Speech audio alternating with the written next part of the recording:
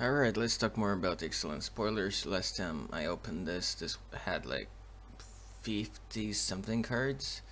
Now it's 140 out of basically 280. So now we have the knowledge of basically half the set, and there's still a lot to see. So I'm still hoping for some upgrades for the blue eye approach, for blue eye controller, play it at the nationals, and I don't know, maybe hoping for some support for vehicle stacks. That's another work of mine that I prepared for the post rotation season in a few weeks, and yeah, maybe something interesting for reservoir deck too.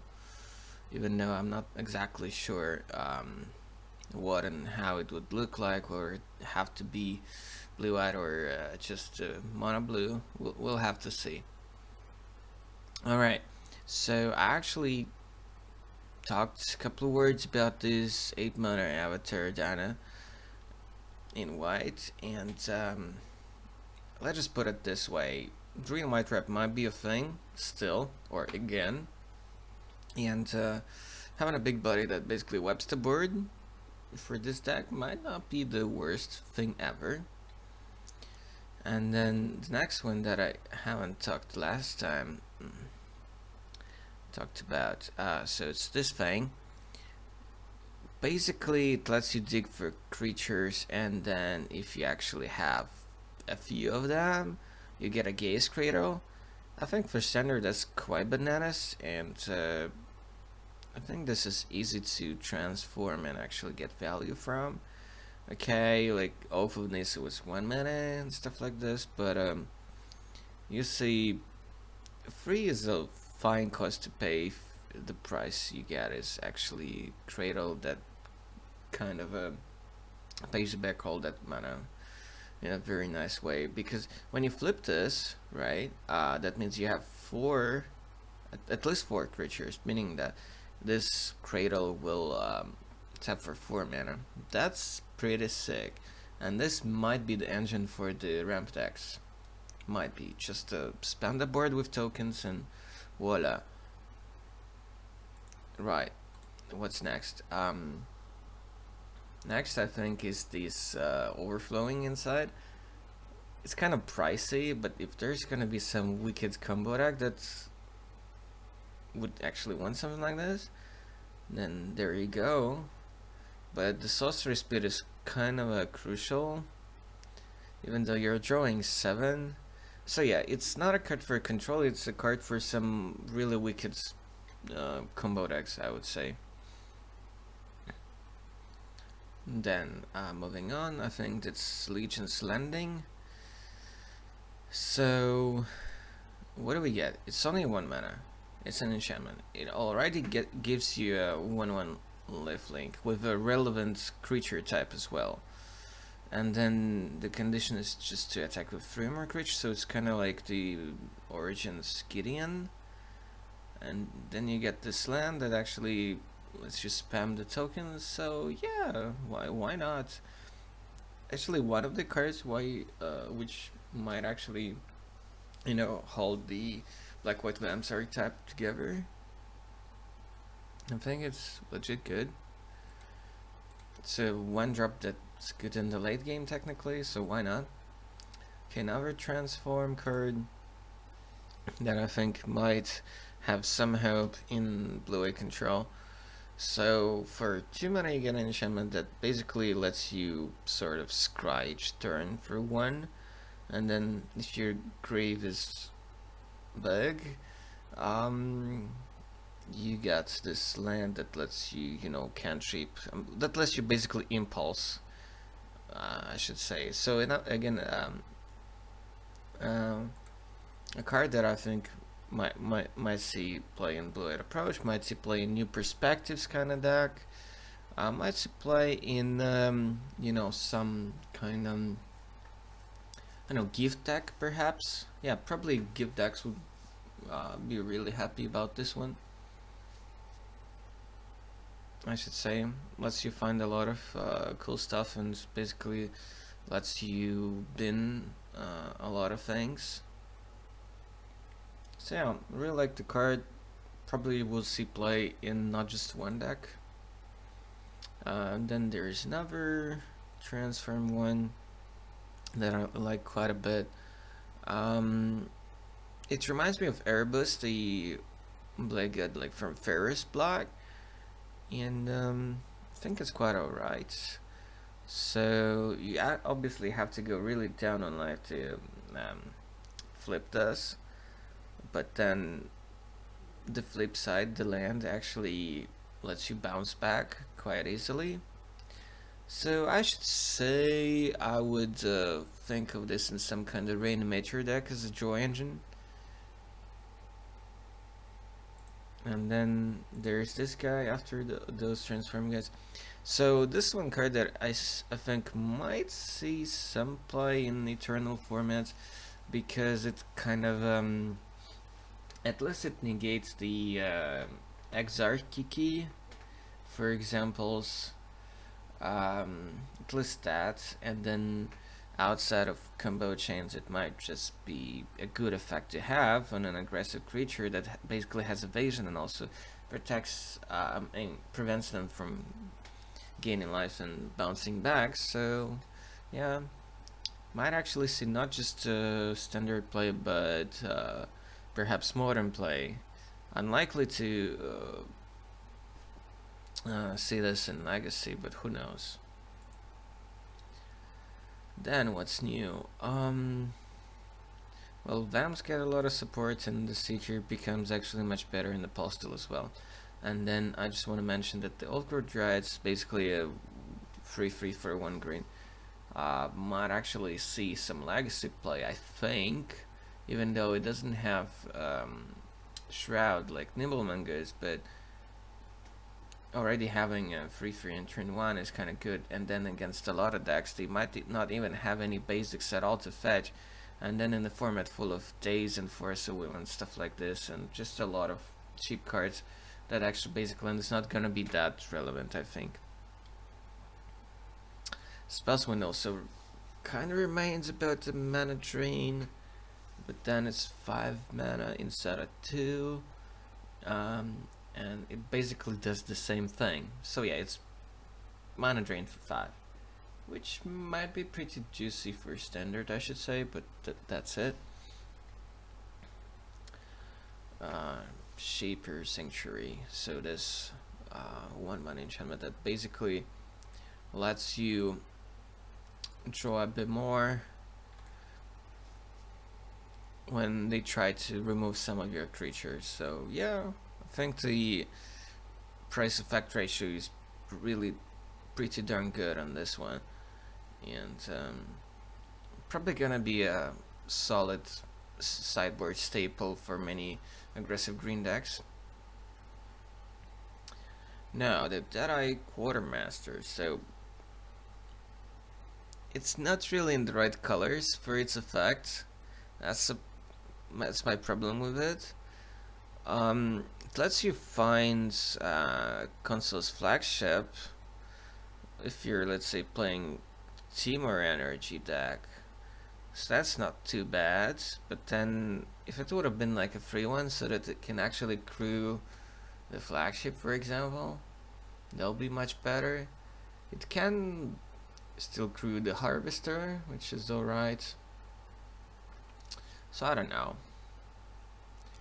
It's kind of interesting, but then maybe slightly overcoasted, and the stats are not really matching up too well. I'd much rather prefer a free one, or like 1 free, then, because then it doesn't die to shocks or sprays or things like that.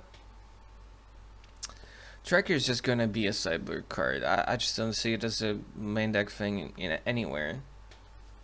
It's just gonna be a interesting value hate bear for sideboards and for some matchups.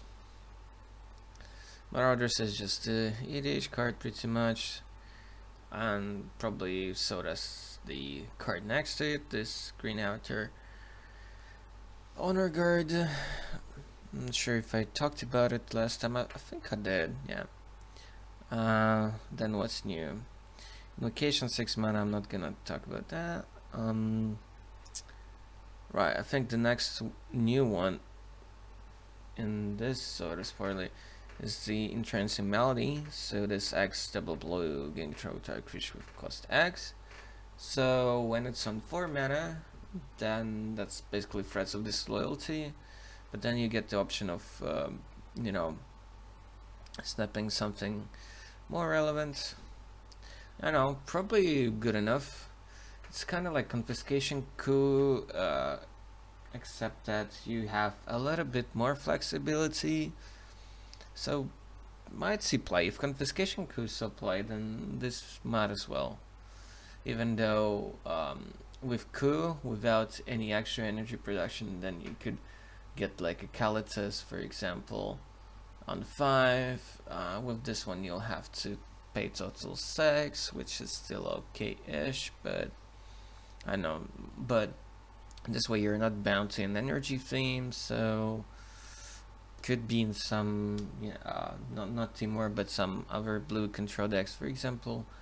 Blue-black control might not mind this, though that deck loses quite a few key things. But still has the Scarab God, the hooks, the failed push. So it might just need to do something about Calitus and Grasp. So the deck might still be a thing. Next. What? I think I've talked about all of this except for this fresh edition makeshift munitions. It's kind of like Goblin bombardments or Gear Poor, whatever, like the free mana enchantment that lets you ping when you tap 2 artifacts. This one, with this one, you have to basically sacrifice them. So if there's gonna be some weird artifact combo deck that can go kind of almost infinite mana, then this might be a thing. Otherwise, I don't quite see it. What's next? Oh yeah, this big blob that I'll have to open separately. Not sure. There's a chance that I talked about this already. But I like it as a finisher in mid-range control decks. That's basically what it does. Pretty good stuff. And then Stampedes. Well, a lot of people think about Dinos as a legendary type, as a legit tribal theme, but I don't know. I just don't really see it. I don't think in that deck you'll actually have space for the Stampede, even though that gives trample, so that's a very relevant keyword when you have a bunch of giant bricks smashing your opponent. So that might actually be quite a thing, but I know at that point you're kind of winning, but I know maybe as a one-off you could slice it in. Let's see. Branch Walker, yeah, it's quite alright. It's pretty much a 3-2 for 2 with relevant creature type. So why not? I guess. Or it prevents you from flooding. It's not quite the one. I forgot the name.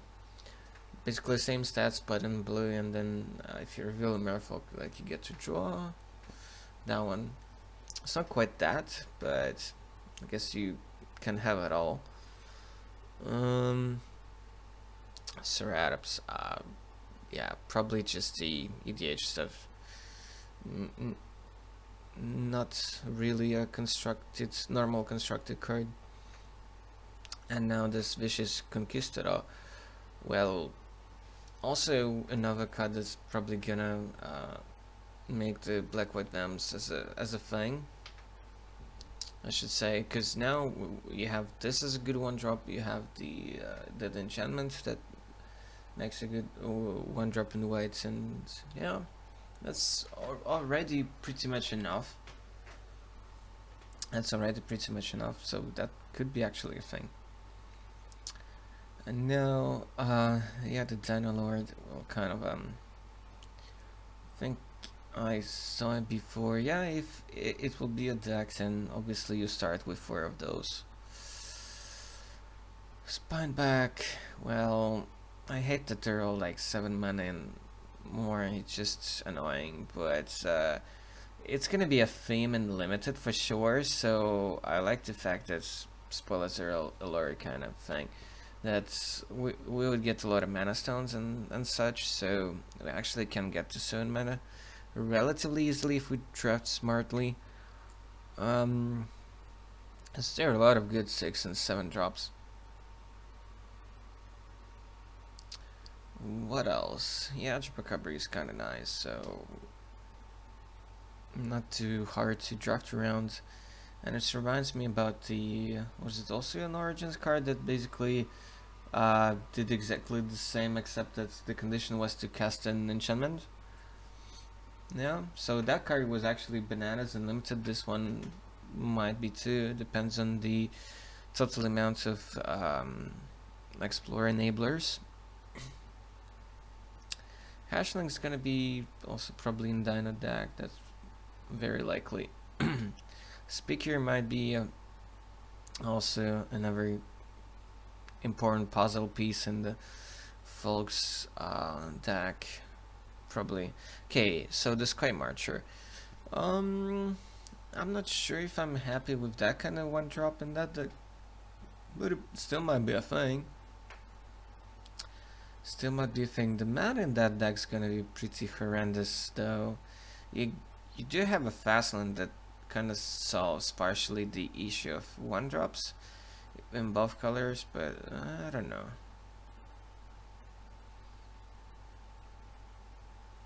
Oh my, the Bishop is actually gonna be insane. So it's kind of like the Bloodwish of Malakir kind of thing, or Grey Merchant of Asphodel. Yeah, it actually looks like it's gonna be a deck, which is a really good thing for me because most of the deck is from the set, and yeah, just play limited a lot with the set, and voila, you get the deck. And it actually looks like it has all the pieces. That's pretty cool. I mean, okay, compared to the Shaman of the Pacanels, like 3 versus 5 mana, that's kind of horrendous, but I'll take it. I'll take it.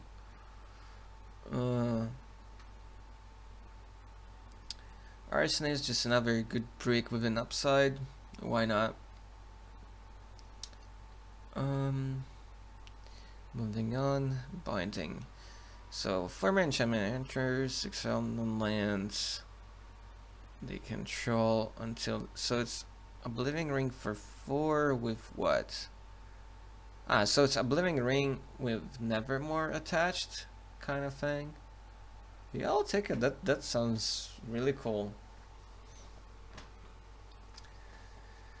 Probably gonna even fit as a flexible removal for Vamp stack too. So that's really nice. Fleet Spy. Well, the stats and the cost kind of but then it's basically a sort of a 2/2 for free draw a card, and it has a relevant creature type, so I don't know. I'm not sure. I was thinking like maybe you can go like Grixis with the parts, but it's weird. Maybe it will be just like blue black and black red and not Grixis, but we'll see. But blue black is definitely gonna be a thing, I think, and most likely black red as well. We'll see which one it will end up being more playable overall. I think the blue one is going to be much better against slower deck. It's in a slower meta, so probably not right off the start after release and first few opens, but moving on, might be much better than the black red version. This definitely is ancient, probably gonna be a decent sideboard tech against control decks, I feel like. Trove.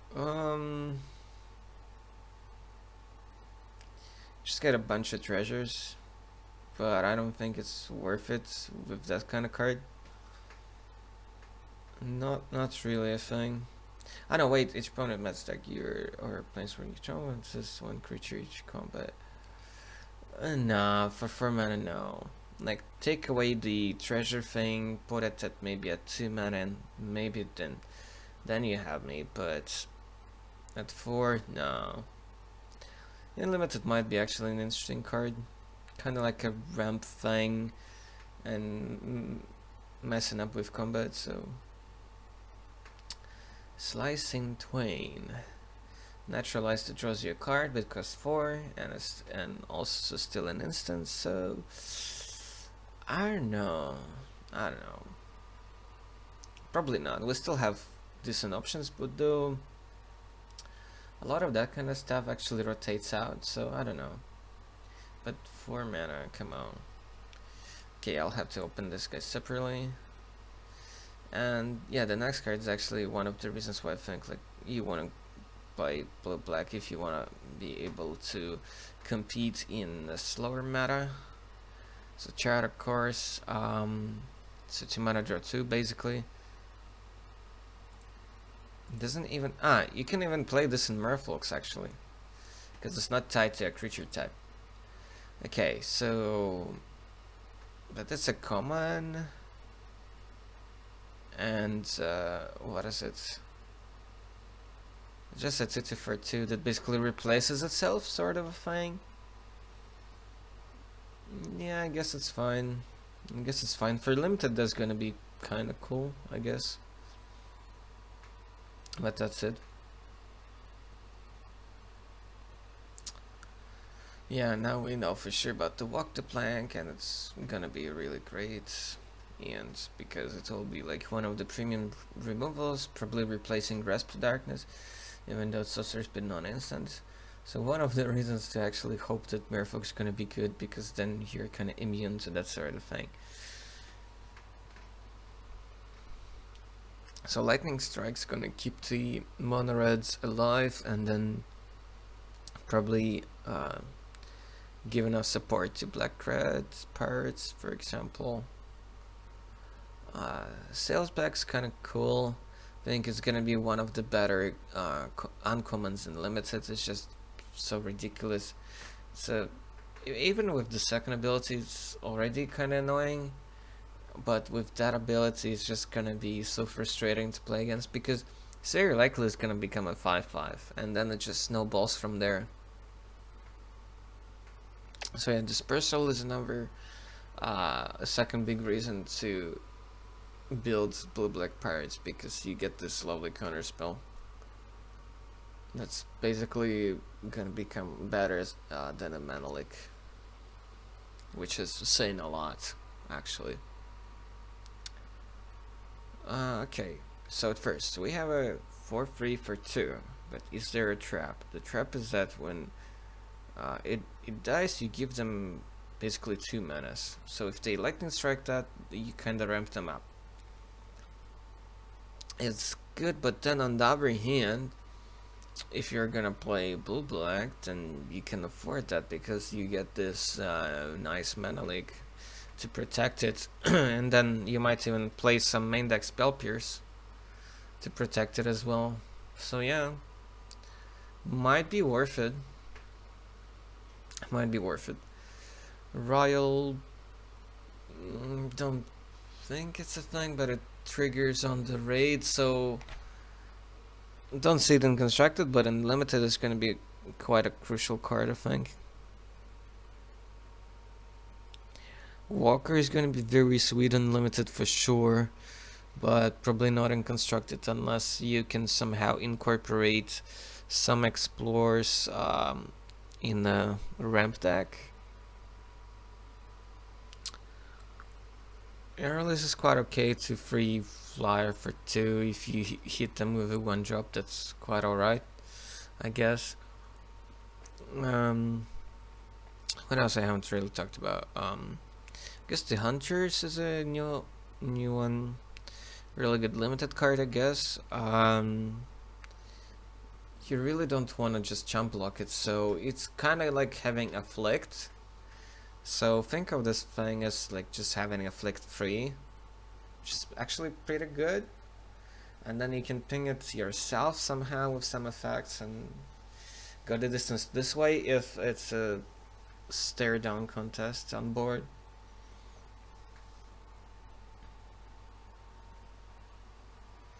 Yeah, so I think if you're gonna play some kind of weird red-green dino stack, so you start with this Drover of Mighty, the red one that basically makes them 1 mana cheaper, maybe even slice in a couple of Servants of Conduit. So you have like 10 mana dorks that accelerates everything. Favorable Wind's gonna be crazy. Luckily, we don't really have, you know, just flyers decks out of this set. We have some like pirates that fly on the wings, and then we have like probably maybe some merfolks or whatever. Nothing like lingering souls, nothing of that caliber, so it's not gonna be that crazy. Reprinted duress is kind of nice to have this around pretty much in every block.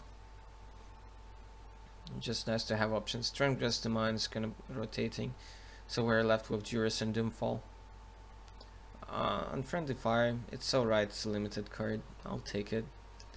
Commune with dinosaurs, which is kind of like commune with nature, so that's quite alright, so it's probably gonna make the cut, I guess. Unless all the good is already gonna occupy the whole space. Optoprint is quite alright, not sure if I want it in Blue Eye Control, probably not. But some combo-ish decks might want it.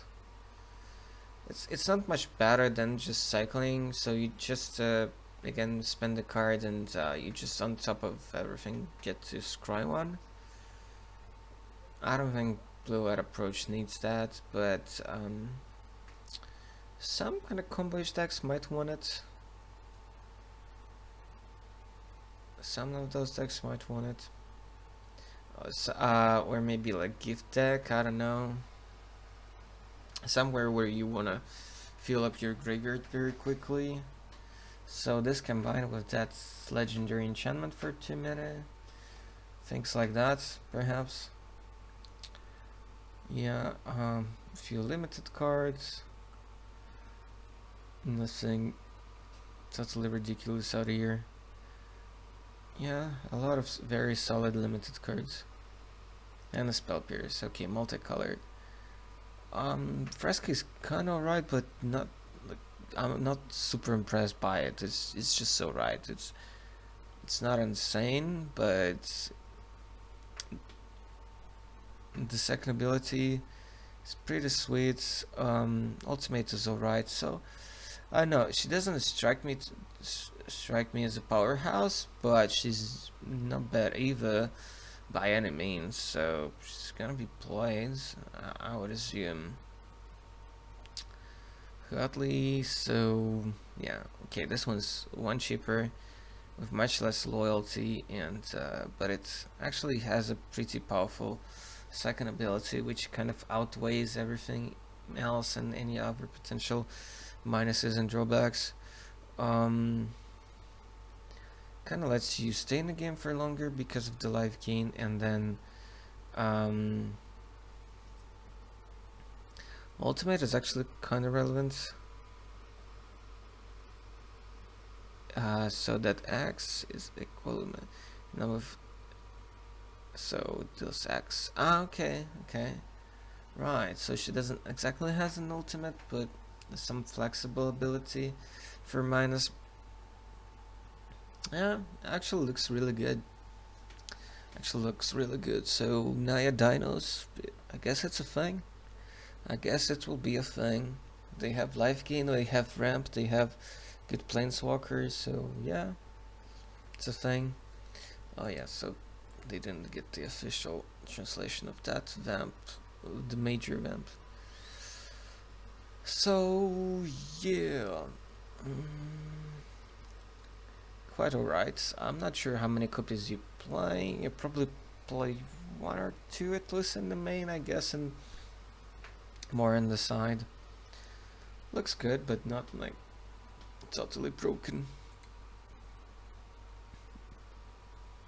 a bunch of stuff for commander, but let's see, is there anything that's not that too commander splashy? Okay, a rare dino for 4 for 5. Other dinos have haste, and then enters you get it. What? For reals? Okay, dinos are officially a thing. Probably Nayab, just because of the planeswalker. And just more good interaction tools. That's pretty sick. That's like Broodmate Dragon level.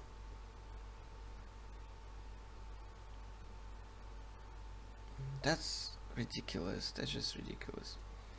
Hostage Taker is also like pretty decent drop, I guess. Also one of the main reasons to play Blue-Black Pirates for slower meta. But I wouldn't jump on that train during the first month after the release, because even at the Pro Tours, probably it's just gonna be a lot of weird aggro decks and mid-range. Not gonna be all that popular, but after about a month things will stabilize and we'll see way less red decks, I guess, everywhere, including local stores and stuff.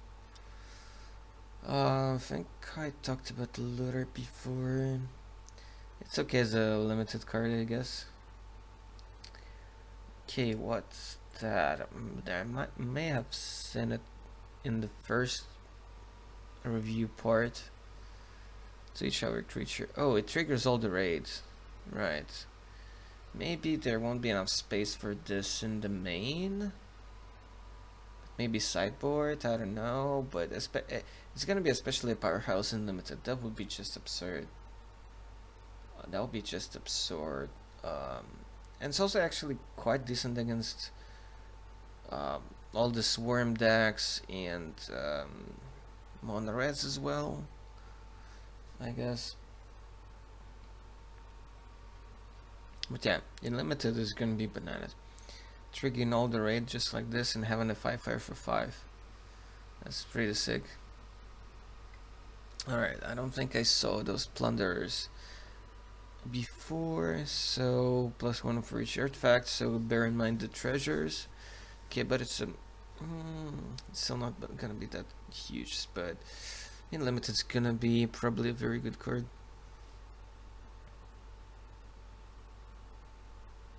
Okay, so you can actually produce those treasure tokens for 4 mana all the time.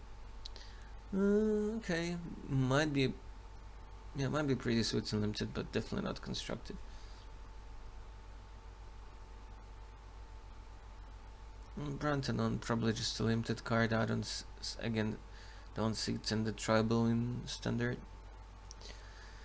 Cult of the Fist, well, it's actually synergizes with the Vamp's kind of green immersion thing, plus the 4-drop that makes you drain. So yeah, you're probably gonna play maybe even all 4 of those, just because of all the synergies and the fact that you want a bunch of tokens. So yeah, might be a thing.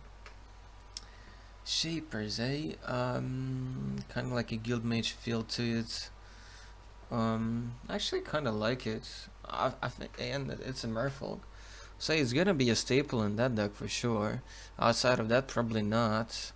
Gonna be pretty annoying to play against this in limited, just because it's a awesome mana sink in case you're flooding, so you just get quite a bit of value here and there. I just hope like there will be a bit more of the counters thing. Well, they do explore on the other hand, so yeah, good late game card, I guess. Okay, so that's a 2/2 flyer and menace, I believe, for 2 mana, yeah, in red white. So what can I say? I guess it's decent drop for what. Not Mardu. I mean, it's a good card, but like, where do you put it? Mardu doesn't want it. Right way humans is not a thing anymore. So Oh yeah, but it's a dino, so I guess that's the answer. But I don't think you want it there actually. I guess it's pretty much a limited card. You don't want it in the dinos deck in standard. The dagger is kind of weird, really. I'm not a big fan of this. It kind of accelerates you, but then again, you're not really getting through because you give them 2 plants. So yeah, I don't think it's worth it. As simple as that. People might try it unlimited. Might be actually worth it. Like, it's a very weird mana accelerator, mana fix, color fix. The Fell flagship. Well, cost 3. That's a good start. Comes your pirates. That's a good thing too. So we're probably gonna see it in black, red, and blue, black as well. Make some discard. That's cool. Crew 3. Well, fine. We'll take it. So, yeah, staple in all pirate stacks. As simple as that. The compass. So, what does the flip side actually do? Oh yeah, you get a maze of fifth basically.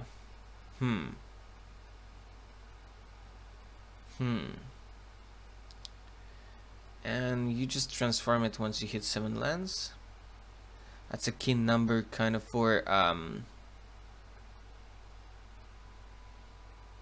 you know, approach decks. But do you actually want it? Lets you do something when you're flattened or you don't have a good play that turn. Then you get a land that does a Mesa Fifth thing. Nah, you don't want it in approach decks. No, you don't. In other control decks, probably. You'll be fine about it. Or in some weird ramp decks. Why not? Does it actually give mana itself? Let's see for a second. Yeah, it does. Okay. Another rare vehicle. 4 mana 2/10 crew 4. That's not too bad. But then it's not as simple as that. So you get to connect, then you exile, it comes back as a flipped one, and it's actually like a fortress made out of ship sort of thing. And the flip side is kind of like, oh, I forgot the name of that 4 mana artifact. But yeah, we've seen quite a few of those throughout the history of the game. But yeah, certainly does quite a few things, but because of crew 4, that's kind of iffy. But yeah, it does a lot of things. So you don't want it in approach, that's for sure, but you do want it in a lot of other control decks, I guess. But you do have to have something that will crew it up. But it's a good blocker actually. In case you don't want the land that fast, for example. So just keep it as a good blocker, because it only transforms if it attacks actually. Yeah, I like it. Interesting to build around. The amulet is another wicked card. This makes instant sorceries cheaper. Okay. And then you put counters. Okay. 4 more, you flip this. Alright. What do we get? A land that gives mana. Alright. And then we get to copy the spells. Well, cool, but where do you put such a thing? The Tempo Provis decks with drakes and serpents and stuff don't really want such a thing. I don't think so, but it's a pretty sweet card in, you know, all the commanders and such. I talked about the spyglass last time. What's the map? I may have seen it already, but maybe haven't talked about it in last time. So you get to scry, that's cool. Then put the counter, and then so you have to activate it basically 3 times, right? And you get 3 mana back. All right. Then you get this thing. Well, yeah, okay, you can get treasures and stuff. It's alright. It's alright. Could have been worse, but not overly impressed, really. Interesting card, but yeah, not insane. What else is left? What does Pillar do? Choose creature type. Cast a creature spell of the chosen type. Oh yeah, again for dinos, I guess. Offer decks don't really need this kind of creature ramp. The Slick Schooner actually might be a construct playable despite it's just an uncommon vehicle.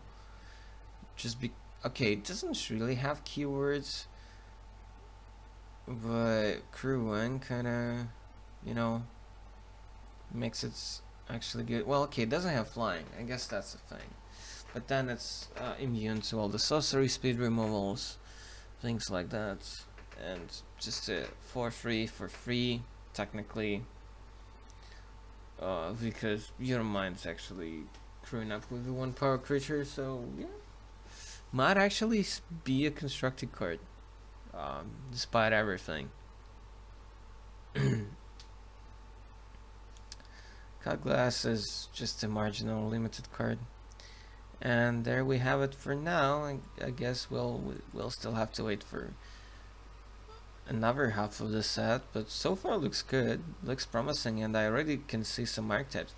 It's actually interesting that all the you know, tribal archetypes that we see in this set looks like they have a pretty good potential. That's really astonishing. It's rarely like that. Of course, some of them might be much weaker than others, but they all have some potential if they get like a solid mana curve throughout the deck. Planeswalkers are decent, Legendaries is flavorful, the Sad is flavorful, a lot of EDH cards, some Eternal cards, but not too many, but we haven't seen the other half, so we'll see. But yeah, until the next sale, bye.